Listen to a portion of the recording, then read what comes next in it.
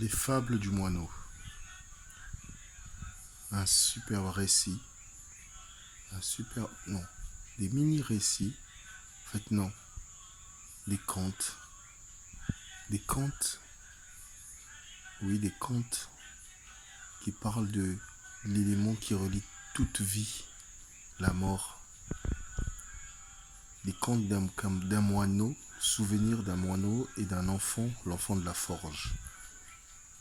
Et qui conte des histoires, des petites morts, des grandes morts, des petits oiseaux, des grands animaux, des petits insectes, l'absurdité de la vie, l'absurdité de la mort. Ce texte de Samichak m'épate, me tient en haleine.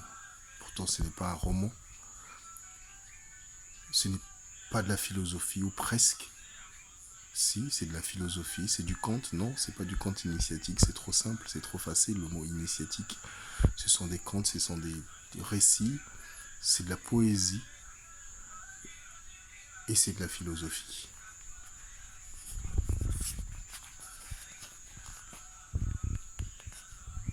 Battant des ailes, toi oiseau, tisserin prélevant sur un épi de maïs, dans un champ, des grains pour ta subsistance, aussi pour tes oisillons. Tu ne pouvais deviner qu'il te guettait, le petit garçon, ni qu'il ne ratait jamais sa cible avec sa fronde.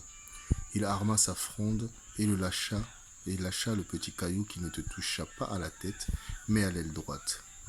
De l'épi de maïs, tu ne te décrocha et tomba dans l'herbe où il te ramassa, fier de sa victoire sur toi, mais surtout décidé à te faire payer pour tous les crimes commis par des centaines d'oiseaux de ta race.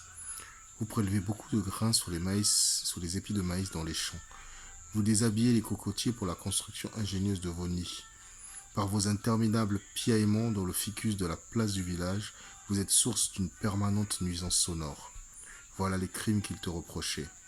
Ainsi tint-il à te faire souffrir avant la mort. Alors il te pluma vivant et te relâcha, nu, une aile cassée.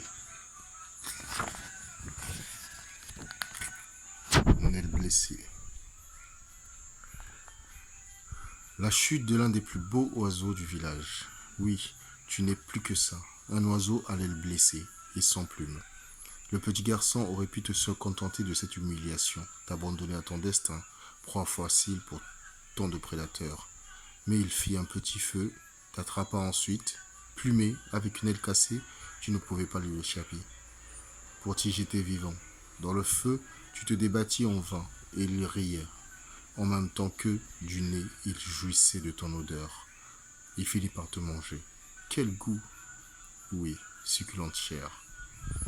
Voudrais-tu, oiseau, que je te dise ce que tu as laissé en lui comme leçon? Je peux t'en parler, car le petit garçon qui s'était montré aussi cruel avec toi, c'était moi. À cet âge où, parfois seul, souvent avec mes petits camarades, j'ai exercé ma cruauté sur des animaux, des petits animaux, sur des lézards et sur les insectes, les libellules par exemple. La leçon que tu m'as laissée, c'est le devoir de méfiance envers moi-même. Moi, comme temple de démons, qu'un contexte propice pourrait te libérer de cette poche intime où il feignait de dormir. Il n'y a, depuis quelques années, aucune scène de sadisme contre des humains ou contre des animaux qui ne ravive mon souvenir de ce jour où, après t'avoir plumé, je t'ai jeté vivant dans le feu. Et parfois, dans mes rêves, tu pousses des hurlements humains en sautillant pour tenter d'échapper des hauts larmes.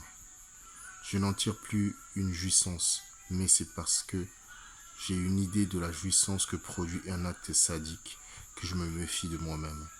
Et cette méfiance, je te la dois. Toi que je vois dans tous les oiseaux du monde. Toi qui me reviens à la mémoire chaque fois que, lisant le mot oiseau, je te porte en moi comme un avertissement. Hélas, il s'agit d'un avertissement. À l'aile blessée et sans plume, un avertissement qui, donc, pourrait, si mes démons se réveillent soudainement, céder tel un vieux barrage devant les eaux enragées. Je ne suis pas guéri de moi-même, je ne suis pas guéri de ma trouble part d'humanité.